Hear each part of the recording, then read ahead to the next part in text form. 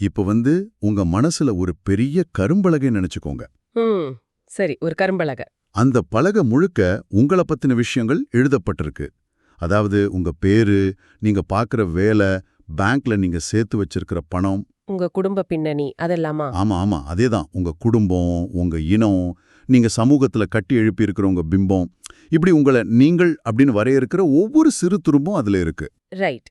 ஒரு முழுமையான பயோடேட்டா மாதிரி. கரெக்ட். இப்போ உங்க கையில ஒரு பெரிய அழிப்பான் கொடுக்கப்படுது. நீங்க அந்த பலகையில இருக்கிற எல்லாத்தையும் அழிக்க ஆரம்பிக்கிறீங்க. ஓ, எல்லாத்தையுமா? ஆமா. உங்க வேலை போகுது, பேங்க் பேலன்ஸ் அழியுது, சமூக அந்தஸ்து காணாம போகுது. கடைசியா உங்க சொந்த பெயரை கூட அந்த பலகையிலிருந்து நீங்க முழுமையா அழிச்சிடுறீங்க. அப்போ அந்த பலகை இப்போ சுத்தமா காலியா இருக்கு. நிச்சயமா ஒரு பெரிய வெற்றிடம். இப்போ அந்த வெற்றிடத்துல ஒரே ஒரு வார்த்தையை மட்டும் நீங்க புதுசா எழுதுறீங்க. அந்த வார்த்தை அருள். வாவ், அருள். இத நினைச்சு பார்க்கும்போதே உங்களுக்குள் என்ன தோணுது? அதாவது ஒரு விதமான பிரம்மாண்டமான விடுதலையா, அல்லது நம்ம ஒட்டுமொத்த அடையாளமே அழிஞ்சிடுச்சே அப்படிங்கிற ஒரு மரண பயமா? கண்டிப்பா இது ஒரு பயத்தை கொடுக்கக்கூடிய விஷயம்தான். இல்லையா? நீங்க இப்ப உணர்ற இந்த ஒரு சிக்கலான மனநிலையத்தான் நாம இன்னைக்கு முழுமையா பிரிச்சு மேய போறோம். இந்த டீப் டைவுக்கு உங்களை வரவேற்கிறேன். நீங்க ஆரம்பிச்ச அந்த கரும்பலகை கற்பனை இன்னைக்கு நம்ம பேச போற விஷயத்துக்கு ஒரு மிகச்சிறிய திறவுகோல். ரொம்ப நன்றி. இப்போ இந்த மூலக்குறிப்பை பத்தி கொஞ்சம் சொல்லுங்களேன். கண்டிப்பா. ஒரு மனிதன் தன்னுடைய அத்தனை பாதுகாப்புகளையும் இழந்து நிக்கிற அந்த தருணத்துல தான் அவனோட உண்மையான தேடல் தொடங்குது. நாம இன்னைக்கு எடுத்திருக்கிற அந்த மூலக்குறிப்பு பாத்தீங்கன்னா அளவால் ரொம்ப ரொம்ப சிறியது. அதாவது அருட்பெருஞ்சோதி அகவல்ல வர வெறும் 4 வரிகள், ரைட்டா? ஆமா, 19ஆம் நூற்றாண்டுல எழுதப்பட்ட ஒரு தத்துவ பிரதி இது. பாக்குறதுக்கு இது ஒரு எளிய பக்தி பாடல் மாதிரி உங்களுக்கு தோணலாம். ஆனா இது சாதாரண பாடல் கிடையாது. நிச்சயமா கிடையாது. நீங்க சொன்ன அந்த கரும்பலகையில இருக்கிற ஒவ்வொரு அடையாளமா அழிச்சு, மனித அகங்காரத்தை வேரறுத்து, கடைசியில எல்லாத்தையும் அருள் அப்படிங்கிற ஒற்றை புள்ளியில கொண்டு நிறுத்துற ஒரு மாபெரும் உளவியல் வரைபடம் இது. அதுதான் இன்னைக்கு நம்ம மிஷன். அதாவது இந்த 4 சிறிய பத்திகள்ல சொல்லப்பட்டிருக்கிற விஷயங்கள் எப்படி ஒரு மனிதனோட ஒட்டுமொத்த வாழ்க்கையையும் அவனோட சமூக அடையாளங்களையும் அருள் அப்படிங்கிற ஒரு வார்த்தைக்குள் அடக்குது அப்படிங்கறத நம்ம உற்று நோக்க போறோம். இன்னொரு முக்கியமான விஷயம் இருக்கு. சொல்லுங்க. இது ஒரு நாம சங்கீர்த்தனம் மாதிரி அமைஞ்சிருக்கு. அதாவது ஒரு விஷயத்த மீண்டும் மீண்டும் உச்சரிக்கிற ஒரு வடிவம். அத பறிக்கும் போதே ஒரு விதமான தாளக்கட்டுக்குள் நம்ம மனம் போறத உணர முடியுது. சரி, நாம நம்ம அன்றாட வாழ்க்கையிலேருந்தே ஆரம்பிக்கலாம். சரி, ஆரம்பிக்கலாம். இந்த தத்துவ பயணம் மனிதர்களை தினமும் இயங்க வைக்கிற மிக அடிப்படையான விஷயங்கள்லேருந்து தொடங்குது. துணை, தொழில், விருப்பம். ஆமா, ஒரு மனுஷனுக்கு தனிமைக்கு ஒரு துணை வேணும், பிழைப்பிற்கு ஒரு தொழில் வேணும். அப்புறம் மனசு உந்தித்தள்ள ஒரு விருப்பம் வேணும் இல்லையா? இந்த 3ஐயும் இது எப்படி அணுகுது? மனித வாழ்க்கையோட இயக்கமே இந்த 3ஐ சுற்றித்தான் பின்னப்பட்டிருக்கு. இந்த வரிகள் மனிதனோட அத்தியாவசிய தேவைகளை நிராகரிக்கவே இல்ல. ஓ அப்படியா? அப்புறம் என்ன செய்யுது? மாறாக அந்த தேவைகள் எதன் அடிப்படையில இயங்குது அப்படிங்கறத மாற்றியமைக்குது. இப்போ நீங்க தனிமையில வாழும்போது வேற ஒரு மனிதரோ அல்லது ஒரு பொருளோ உங்களுக்கு துணையாக வர வேண்டியதில்ல. அப்போ எது துணையா இருக்கு? அருளே உங்களுக்கு துணையா இருக்கு அப்படின்னு இது சொல்லுது. அதே போல நீங்க செய்யற எந்த ஒரு செயலும், அது எந்த தொழிலாக இருந்தாலும் சரி, அது அருளாகவே மாறுது. அப்போ நம்முடைய ஆசைகள், எல்லாவற்றுக்கும் மேலாக மனித மனத்தோட ஆழமான ஆசைகள், விருப்பங்கள் எல்லாமே அருளாகவே மாறிடுது. இது கேட்பதற்கு ரொம்ப தத்துவார்த்தமா இருக்கு. ஆனா நடைமுறையில எனக்கு இதுல ஒரு பெரிய முரண்பாடு தெரியுது. ஒரு நிமிஷம் யோசிச்சு பாருங்க. என்ன முரண்பாடு? சொல்லுங்க. தொழிலும் விருப்பமும் அருளாகவே மாறிட்டா மனிதர்களுக்குன்னு தனிப்பட்ட லட்சியங்கள் எதுவும் இருக்கக்கூடாதா? எனக்கு ஒரு லட்சியம் இருக்கு, அதை நோக்கி நான் ஓடுறேன். புரியுது. அந்த தன்முனைப்பு, அதாவது அந்த ஒரு ஆம்பிஷன் இல்லாம ஒரு மனிதனால எப்படி தினமும் காலையில படுக்கையிலிருந்து எழுந்து சுறுசுறுப்பா இயங்க முடியும்? இது ரொம்ப இயல்பான ஒரு கேள்விதான். நிலைக்கு போகணும் அப்படிங்கிற எந்த போட்டியும் இல்லாம எல்லாமே அருள் அப்படின்னு விட்டுட்டா மனித சமூகம் அப்படியே தேங்கி நின்னுடாதா?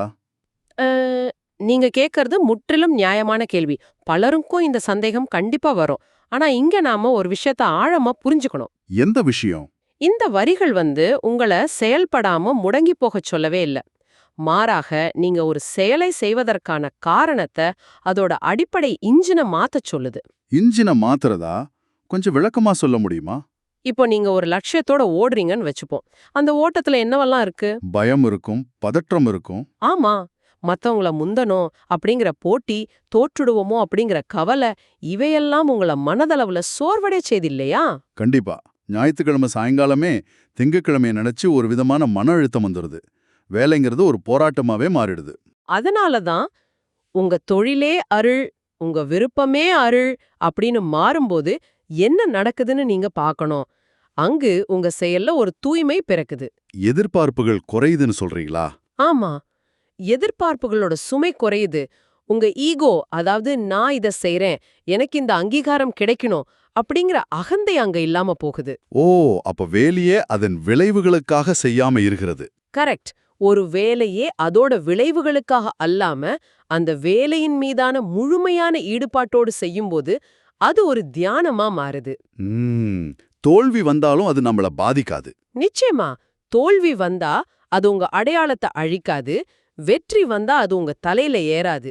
அகந்தை இல்லாம செய்யப்படுற ஒரு செயல்ல தான் மனிதன் தன்னுடைய உச்சக்கட்ட திறனை வெளிப்படுத்த முடியும். வாவ், இது செயலற்ற தன்மை கிடையாது, இதுதான் உண்மையான செயல் வீரம்னு சொல்றீங்க. ஆமா, அதுதான் உண்மை. பெரிய அளவிலான வெற்றிகளை தேடித்தரும். கண்டிப்பா தேடித்தரும். சரி, வெளி உலக செயல்களான துணை, தொழில், விருப்பம் இதெல்லாம் பார்த்துட்டோம். அடுத்ததா இந்த வரிகள் மனிதனோட அக உலகத்துக்குள், அவனோட மனசுக்குள் நுழையுது இல்லையா? ஆமா, அடுத்த வரியில அகத்தின் செல்வமும் அறிவின் ஒளியும் பேசப்படுது. அருளே பொருள், அருளே ஒளி, அருளே அறிவு அப்படின்னு அது நகருது. வெளியுலக போராட்டங்களை சரி செய்த பிறகு மனிதனோட அடுத்த தேடல் உள்நோக்கியதாகத்தான் இருக்கும். இங்கே பொருள் அப்படிங்கிறது நாம தேடி சேர்க்கிற பணத்தையோ சொத்துக்களையும் குறிக்கல. அப்ப எதை குறிக்குது? வாழ்க்கையோட உண்மையான அர்த்தம் எது அப்படிங்கறத இது சுட்டிக்காட்டுது. அதே போல நமக்குள் இருக்கிற இருள அகற்றும் ஒளியாகவும் நாம உலகை புரிந்து கொள்ள பயன்படுத்துற அறிவாகவும் அருளே இருக்கு. இதுல வர்ற அந்த நாமறிவாய் அப்படிங்கிற வார்த்தை பிரயோகம் ரொம்ப ஆழமானது இல்லையா? ரொம்ப ஆழமானது. அதாவது நாம் அறியும் அறிவாகவே அருள் இருக்கு அப்படிங்கிறது தான் இதோட உட்பொருள். இந்த நாமறிவாய் அப்படிங்கிற விஷயம் எனக்கு எப்படின்னு தோணுதுன்னா, இது நம்ம மூளையோட இயங்குதளத்தையே, அதாவது ஒரு ஆபரேட்டிங் சிஸ்டத்தையே ஒட்டுமொத்தமா அப்டேட் செய்யறது போல இருக்கு. ஆபரேட்டிங் சிஸ்டம் அப்டேட், அருமையான ஒப்பீடு. ஆமா, அது வரைக்கும் சுயநலம், தர்க்கம், லாபம், நஷ்டம் இந்த மாதிரி விஷயங்களால இயங்கிட்டு இருந்த மூளை இப்போ அருள் அப்படிங்கிற ஒற்றை மென்பொருளில் இயங்க தொடங்குறது போல ஒரு உணர்வு வருது. கரெக்ட். எல்லாத்தையுமே அது அருளோட பார்வையில மட்டுமே பகுப்பாய்வு செய்யுது. அந்த இயங்குதல ஒப்பீடு இதுக்கு மிகச் சரியா பொருந்தும். பழைய இயங்குதளத்துல ஒரு பெரிய வைரஸ் இருக்கும். வைரஸா? அது என்ன வைரஸ்? அதுதான் அறிவு சார்ந்த அகந்தை. நான் நிறைய படிச்சுட்டேன், எனக்கு எல்லாம் தெரியும், என் கருத்து தான் சரியானது அப்படிங்கிற ஒரு கர்வம் இருக்கும் பாத்தீங்களா? ஆமா ஆமா, அது நிறைய பேர்கிட்ட இருக்கு. இந்த அறிவு சார்ந்த அகந்தை தான் மனிதர்களை புதிய விஷயங்களை கத்துக்க விடாம தடுக்குது, மத்தவங்க கிட்டேந்து அவங்கள தனிமைப்படுத்துது. ரைட், அது ஒரு தடையா மாறிடுது. ஆனா நாமறிவாய் அப்படின்னு சொல்லும்போது நான் அறியும் விஷயமும் அருள்தான், அத அறியும் கருவியான என் அறிவும் அருள்தான் அப்படின்னு ஆயிடுது. ஓ, அறிவே அருளா மாறிடுதா? ஆமா, அறிவே அருளா மாறும்போது அங்கே நான் அறிந்தவன் அப்படிங்கிற கர்வம் உடைஞ்சு போகுது. எல்லையற்ற திறந்த மனதோட பிரபஞ்சத்தை அணுகுற ஒரு நிலை அங்கே உருவாகுது. ஆனா இங்க எனக்கு ஒரு சின்ன தயக்கம் இருக்கு. ஒரு நிமிஷம். சொல்லுங்க, என்ன தயக்கம்? தர்க்கம், அதாவது லாஜிக் அப்படிங்கிறவ மனிதர்களை பாதுகாக்கும் கருவிகள் இல்லையா? நாம உலகத்தை லாஜிக் இல்லாம அணுகினா மத்தவங்க நம்மளை ஏமாத்திர மாட்டாங்களா? இது ஒரு முக்கியமான கேள்வி. அறிவு அருளா மாத்தும்போது மனிதன் ஒரு முட்டாளாகவோ அல்லது எல்லாத்தையும் அப்படியே நம்பிடுற ஒரு ஏமாளியாகவோ மாறிட மாட்டானா? தர்க்கம் அப்படிங்கிறது ஒரு அற்புதமான கருவி, அதுல எந்த சந்தேகமும் கிடையாது. ஆனா அது ஒரு கருவி மட்டுமே, அதுவே எஜமானன் ஆகிடக்கூடாது. ஓ, எஜமானன் ஆகக்கூடாது. ஒரு கத்திய வச்சு காய்கறியும் நறுக்கலாம், ஒருவரை காயப்படுத்தவும் செய்யலாம் இல்லையா? உங்களுடைய பழைய இயங்குதளத்துல அந்த தர்க்கம் உங்க ஈகோவை திருப்திப்படுத்தவும் மத்தவங்கள தாழ்த்தவும் தான் பயன்படுத்தப்படுது. ஆமா, பல நேரங்கள்ல நம்ம தர்க்கம் நம்மள நியாயப்படுத்த தான் பயன்படுது. ஆனா அது அருளோட இயங்குதளத்துல பயன்படுத்தும் போது அதே தர்க்கம் மனிதகுலத்தோட நன்மைக்காக பயன்படும். நீங்க ஏமாளியா மாற மாட்டீங்க. அப்போ எப்படிப்பட்ட தெளிவு கிடைக்கும்? மாறாக, யார் உங்களை ஏமாற்ற வராங்க அப்படிங்கறதையும் தாண்டி ஏன் அவங்க அப்படி செய்றாங்க அப்படிங்கிற ஆழமான புரிதல் உங்களுக்கு வரும். அங்கு கோபம் இருக்காது, தெளிவு மட்டுமே இருக்கும். வாவ், அறிவின் உச்சம் அப்படிங்கிறது தர்க்கத்தை தாண்டிய ஒரு முழுமையான தெளிவுதானா அப்படின்னு சொல்றீங்க? கண்டிப்பா, அதுதான் உண்மை. இது உண்மையிலே ஒரு பெரிய திறப்பு. அறிவை வெறும் தகவல்களாக பார்க்காம அது ஒரு புரிதலா பார்க்கிறது. கரெக்ட். அந்த புரிதலோட அகந்தை உடையிற புள்ளி தான் இந்த முழு பயணத்தோட மிக முக்கியமான கட்டம்னு நான் நினைக்கிறேன். ஏன்னா அடுத்த வரிகள் இதை விட பல மடங்கு புரட்சிகரமானவை. ஆமா, தனிப்பட்ட லட்சியங்களையும் அறிவையும் தாண்டி இது வேறொரு தளத்துக்கு போகுது. மனிதனோட மிக ஆழமான சமூக அடையாளங்களை இந்த வரிகள் தொடுது. அருளே குலம், அருளே இனம், அருளே சுகம், அருளே பெயர் அப்படின்னு இந்த வரிகள் அடிச்சு சொல்லுது. நான் ஆரம்பத்துல சொன்ன அந்த கரும்பலக உதாரணம் இங்குதான் முழுமையா செயல்படுதுன்னு நினைக்கிறேன். நிச்சயமா. மனித சமூகம் பல 1000 ஆண்டுகளா கட்டி எழுப்பிய கற்பனை கோட்டைகளை இந்த வரிகள் ஒரே நொடியில தரைமட்டமாக்குது. எப்படி சொல்றீங்க? ஒரு மனிதன் தன்னை இந்த சமூகத்துல நிலைநிறுத்திக்கவும் மத்தவங்கள விட தான் உயர்ந்தவன் அப்படின்னு காட்டிக்கவும் குலம், இனம் இதையெல்லாம் தான் காலங்காலமா பயன்படுத்தி வர்றான். ஆமா, அதுதானே வரலாறு. உலகத்துல நடந்த பெரும்பாலான போர்களுக்கும் வன்முறைகளுக்கும் சமூக ஏற்றத்தாழ்வுகளுக்கும் பின்னாடி இருக்கிறது இந்த எனது குலம், எனது இனம் அப்படிங்கிற கற்பனையான பெருமைதான். ஆனா அதை இந்த வரிகள் எப்படி உடைக்குது? அருளே நங்குலம், அருளே நம் இனம் அப்படின்னு சொல்லும்போது அங்க எந்த பிரிவினைக்கும் இடமில்லாம போகுது.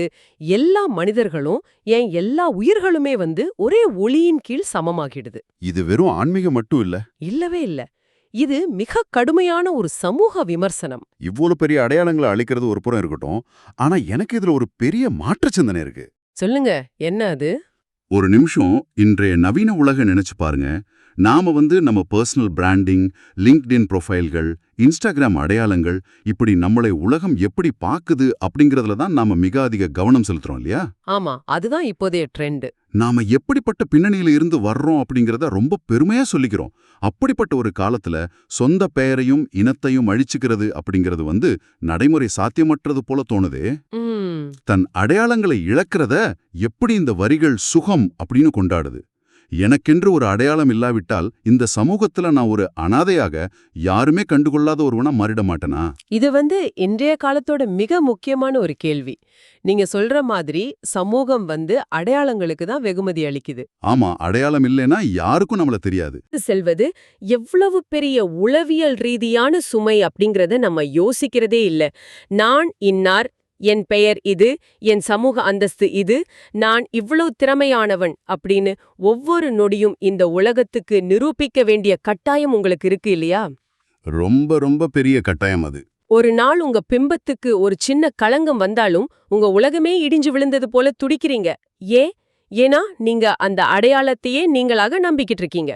ஆமா, யாராவது சோஷியல் மீடியால ஒரு மோசமான கமெண்ட் போட்டால் கூட நம்மால நைட்டு தூங்க முடியறதில்ல. அந்த பிம்பத்தை காப்பாத்துறது ஒரு முழு நேர வேலையாவே இருக்கு. அதத்தான் இந்த வரிகள் சுட்டிக்காட்டுது. அந்த அகந்தைய சுமக்கிறது ஒரு பெரும் சிறைச்சாலை. ஒருவனோட அடையாளத்தோட ஆணி வேறான அவனது பெயர் கூட அருள்தான் அப்படின்னு சொல்லும்போது அங்க நான் அப்படிங்கிற கட்டமைப்பே முழுமையா உடையுது. ஓ, அப்போ பேரை மாத்திக்கணுமா? இல்லே, இதுக்காக நீங்க உங்க பெயரை சட்டப்பூர்வமா மாத்திக்கணும், சமுதாயத்தை விட்டு ஓடிடணும் என்பதும் அர்த்தம் கிடையாது. இது மனசுக்குள் நடக்கிற ஒரு துண்டிப்பு. மனசுக்குள் நடக்கிற துண்டிப்பா? ஆமா. இப்போ நீங்க ஒரு ஷர்ட்டையை அணிஞ்சிருக்கீங்க. அந்த ஷர்ட்டை ரொம்ப அழகா இருக்கு, அது உங்களுக்கு தேவைப்படுது. ஆனா நீங்க அந்த ஷர்ட்டே இல்ல அப்படிங்கிற தெளிவு உங்களுக்கு இருக்கு இல்லையா? ஆமா, ஷர்ட்டை வேற, நான் வேற. அது போலதான் உங்க பேரும் சமூக அடையாளங்களும். அவை வெறும் சட்டைகள். அதை நீங்க எப்போ வேணாலும் கழட்டி வைக்கலாம். வாவ், சூப்பர் உதாரணம். அந்த சுமையை நீங்க கீழே இறக்கி வைக்கும்போது கிடைக்கிற அந்த எல்லையற்ற சுதந்திரமும் அமைதியும் தான் அருளே நஞ்சுகம் அப்படின்னு இங்க சொல்லப்படுது. பேரை கடந்து எந்த நிரூபணமும் இல்லாம இருக்கிறது தான் உச்சக்கட்ட விடுதலை. அந்த சட்டை உதாரணம் ரொம்ப தெளிவா இருக்கு. நாம ஷர்ட்டை அணிஞ்சிருக்கலாம், ஆனா ஷர்ட்டை நாமாகிடக்கூடாது. கரெக்ட். அடையாளங்களோட சுமையை இறக்கி வைக்கிறது தான் உண்மையான சுகம் அப்படிங்கறத புரிஞ்சுக்க முடியுது. இத்தனை ஆழமான விஷயங்களையும் மனித மனசோட இருண்ட மூளைகளையும் நாம பேசிக்கிட்டு இருக்கும்போது இந்த 4 பத்திகளிலையும் ஒரு வரி மட்டும் மீண்டும் மீண்டும் ஒரு தாளம் போல வந்துகிட்டே இருக்கு. ஆமா, அந்த மையமான வரி. என்ற சிவமே அருட்பெருஞ்சோதி அப்படிங்கிற அந்த வரிதான் அது. எல்லாத்தையும் அருள்னு மாத்திட்ட பிறகு, எல்லாத்தையும் அழிச்சிட்ட பிறகு இந்த மாபெரும் தத்துவத்தை யாருடைய அதிகாரத்துல நாம ஏத்துக்கிறது அப்படிங்கிற கேள்விக்கான முத்தாய்ப்பா இது அமைதுன்னு நினைக்கிறேன். உண்மைதான். நீங்க அத்தனை அடையாளங்களையும் அழிச்சிட்ட பிறகு ஏற்படுற அந்த வெற்றிடம் இருக்கு பாத்தீங்களா, அது மனித மனசுக்கு ஒரு மிகப்பெரிய பயத்தை தரக்கூடியது. ஆமா, பிடிச்சுக்க ஒண்ணுமே இல்லைன்னா பயம் வரும் தானே. சிவம் அப்படிங்கிறது ஒரு குறிப்பிட்ட மதத்தையோ அல்லது ஒரு உருவத்தையோ குறிக்கல. அப்புறம் எதை குறிக்குது? அது பிரபஞ்சத்தோட முழுமையான ஒரு பேரொளியாக, அருட்பெருஞ்சோதியாக காட்டப்படுது. எல்லா எல்லைகளையும் கடந்த ஒரு மாபெரும் ஒளியது. ஓ, அந்த பேரொளி. இந்த உண்மையை உணர்த்தியதே அந்த பெருஞ்சோதி தான் அப்படிங்கறதை இது ஆழமா பதிவு செய்யுது. அது மட்டும் இல்ல, இது ஒரு தொடர்பாடல், அதாவது ஒரு நாம சங்கீர்த்தனம். ஆமா, ரிப்பீட் ஆயிட்டே இருக்கு. இந்த வரிய மீண்டும் மீண்டும் உச்சரிக்கிறதன் மூலமா நாம இதுவரை பேசின இந்த தத்துவங்கள் வெறும் அறிவுத்தளத்துல இருந்து நம்மளோட ஆழ் மனசுல மிக ஆழமா பதிவாகுது. ஒரு பழக்கத்தை உருவாக்குறது போல இந்த தத்துவத்தை ஆழ் மனசுக்குள் செலுத்துற ஒரு நுட்பம் இது. இதை நான் இப்படி புரிஞ்சுக்கிறேன். இது ஒரு பாடலோட பின்னணி இசை போல, அதாவது ஒரு பேஸ்லைன் போல இயங்குது. பேஸ்லைன் ரொம்ப சரியான வார்த்தை. மேலேயுள்ள வரிகள் நம்முடைய துணை, தொழில், விருப்பம், குலம், இனம், பெயர் என எல்லாத்தையும் மாற்றியமைச்சு ஒரு பெரிய உணர்வுபூர்வமான பயணத்தை நமக்கு கொடுத்தாலும், எந்த அடையாளமும் இல்லாம நீங்க நிக்கும்போது உங்களுக்கு கீழே உள்ள தரையே நழுவுறது போல தோணும். நிச்சயமா தோணும். அந்த நேரத்துல என்ற சிவமே அருட்பெருஞ்சோதி அப்படிங்கிற இந்த வரி மட்டும் மாறாத ஒரு தாளமா உங்களை வீழ விடாம பிடிச்சுக்கிற ஒரு நங்கூரமா செயல்படுது. எதை இழந்தாலும் அந்த பேரொளி உங்களை தாங்கிக்கும் அப்படிங்கிற ஒரு ஆழமான மனோதிடத்தை இது விதைக்குது. மிகச்சரியான கோணம். ஒரு நிலையான அடித்தளம், ஒரு நங்கூரம் இல்லாம இவ்வளவு பெரிய அடையாள அழிப்பை எந்த ஒரு மனிதனாலும் தாங்கிக்கவே முடியாது. கண்டிப்பா முடியாது. பைத்தியம் முடிச்ச மாதிரி ஆயிடும். ஆமா, உங்க அகங்காரம் அழியற இடத்துல இருள் சூழ்வது கிடையாது. மாறாக அந்த பேரொளி அங்கே குடிபுகுது. இந்த தத்துவம் உங்களை வெறுமையாக்கல, உங்களை ஒன்றுமில்லாதவரா ஆக்கல. அப்போ என்ன செய்யுது? மாறாக உங்களை கட்டுப்படுத்திக்கிட்டு இருந்த சிறு சிறு அடையாளங்களை அகற்றிட்டு பிரபஞ்சத்தோட எல்லையற்ற அருளால உங்களை முழுமையாக்குது. அந்த முழுமைதான் மனித பிறவியோட இறுதி இலக்கா இருக்க முடியும். அருமை. அப்படியானால் நாம இன்னைக்கு எந்த புள்ளில நிக்கிறோம் அப்படிங்கறத தொகுத்து பார்ப்போம். சரி, பாப்போம். நாம இன்னைக்கு பார்த்தது வெறும் 4 பத்திகள் கொண்ட ஒரு சிறிய மூலக்குறிப்பு தான். ஆனா அந்த 4 வரிகளுக்குள் எவ்வளவு பெரிய பிரபஞ்ச ரகசியம் அடங்கியிருக்கு. ஆமாமா, ரொம்ப ஆழமான ரகசியம். நம்முடைய துணை, தொழில், விருப்பம் அப்படின்னு நம்ம அன்றாட வாழ்வியல்ல இருந்து நமது தேடல் தொடங்குச்சு. எந்த வேலையாக இருந்தாலும் அதோட உந்து சக்தியா அருளை மாத்துறத பத்தி பேசணும். அப்புறம் அக உலகத்துக்குள்ள வந்தோம். ஆமா, பொருள், ஒளி, அறிவு அப்படிங்கிற நமது அக உலகத்துக்குள் புகுந்து அந்த அறிவின் அகந்தையை, நான் அப்படிங்கிற கர்வத்தை உடைத்தெறிஞ்சோம். சமூக அடையாளங்களையும் விட்டபாடலாம். கண்டிப்பா. குலம், இனம், பெயர் அப்படின்னு பல நூற்றாண்டு காலமா மனிதன் தனக்குத்தானே கட்டி எழுப்பிய கற்பனை கோட்டைகளை, சமூக அடையாளங்களை சுக்குநூறா உடைத்தோம். இறுதியா இந்த அடையாளங்களை எல்லாத்தையும் அழிச்சிட்டு அந்த வெற்றிடத்தை அருட்பெரும் ஜோதி அப்படிங்கிற ஒளியாகவும் உச்சகட்ட சுகமாகவும் மாத்திர ஒரு ரகசிய படிக்கட்டுகள்ல நம்ம இன்னைக்கு பயணம் செஞ்சிருக்கோம். இந்த பயணத்தோட முடிவுல ஒரு நிமிஷம் இதை கேட்டுக்கிட்டு இருக்கிற நீங்க உங்க நிஜ வாழ்க்கைக்கு திரும்பி பாருங்க. ஆமா, நம்ம ரியல் லைஃப்க்கு வருவோம். தினமும் நீங்க சந்திக்கிற அந்த வேலைப்பழு, சமூகத்துல உங்களை நீங்க நிரூபிக்க வேண்டிய கட்டாயம், நான் யார், என் அந்தஸ்து என்ன அப்படிங்கிற அடையாள சிக்கல்கள், அப்புறம் உங்களை சுத்தி எப்போதுமே ஒரு நெருக்கடி ஏற்படுத்துற அந்த தகவல்களோட பெருவெள்ளம். இது எல்லாமே தினமும் நாம் அனுபவிக்கிறது தான். இவற்றுக்கு மத்தியில ஒரு கணம் அமைதியா உட்கார்ந்து யோசிச்சு பாருங்க. உங்களுக்கான எல்லாமே, உங்க கவலைகள், உங்க தேவைகள், உங்களோட வரம்பற்ற பெருமைகள் எல்லாமே அருள் அப்படிங்கிற ஒற்றை புள்ளியில சுருங்கிட்டா உங்க வாழ்க்கை எவ்வளவு இலகுவாக இருக்கும். ரொம்ப ஒரு ரிலாக்ஸ்டான ஃபீல் கிடைக்கும்ல. நிச்சயமா. நீங்க யாருக்கும் எதையும் நிரூபிக்க வேண்டியதில்ல, உங்க பிம்பத்தை காப்பாத்திக்க நீங்க போராட வேண்டியதில்ல. எல்லாமே அந்த பெரோலியோட செயல் அப்படின்னு உணரும்போது உங்களுக்குள் எழும் அந்த அமைதி, அந்த சுகம் எந்த ஒரு உலகாயுத பொருளாலும் தர முடியாத ஒண்ணு. ஆமா, அந்த அமைதியை நோக்கி தான் நம்ம ஒவ்வொரு நாளும் ஓடிக்கிட்டு இருக்கோம். ஆனா தவறான திசையில தேடிக்கிட்டு இருக்கோம் அப்படிங்கறத இந்த வரிகள் நமக்கு உணர்த்துது. கண்டிப்பா. இந்த ஆழமான தேடலோட முடிவுல இன்று இரவு நீங்க தூங்கச் செல்வதற்கு முன் உங்களுக்கான ஒரு சிந்தனையை நான் இங்க விட்டு செல்ல விரும்புறேன். அது என்ன சிந்தனை? இதை கொஞ்சம் ஆழமா சிந்தித்து பாருங்க. இந்த உலகம் உங்களுக்கு அளித்த உங்களோட சொந்த பெயர், நீங்க இவ்வளோ நாள் கஷ்டப்பட்டு சம்பாதிச்சு வச்சிருக்கிற உங்க வேலை, உங்க இனம், உங்களோட சமூக அந்தஸ்து, இப்படி எல்லாத்தையும் யாரோ ஒரு நொடியில உங்ககிட்ட இருந்து முழுமையா பறிச்சிடுறாங்க அப்படின்னு வச்சுப்போம். அந்த கரும்பலகையில எதுவுமே இல்லைன்றான பிறகு அந்த பெரு வெற்றிடத்துல உங்களுக்குள் ஆழமா மீதம் இருக்கும் அந்த ஒளி எது? உங்களை இயக்குகிற அந்த அறிவோட பெயர் என்னவாக இருக்கும்? ரொம்ப ஆழமான கேள்வி. இந்த ஒரு கேள்வியோடு இன்றைய நம்ம இந்த டீப் டைவ் உரையாடலை நாம நிறைவு செய்றோம். அந்த ஒளியை தேடும் பயணத்துல மீண்டும் அடுத்த தேடலில் நம்ம சந்திப்போம். நிபுணரே, உங்களுக்கு ரொம்ப நன்றி. உங்களுக்கும் நன்றி, கேட்பவர்களுக்கும் நன்றி. மீண்டும் சந்திப்போம்.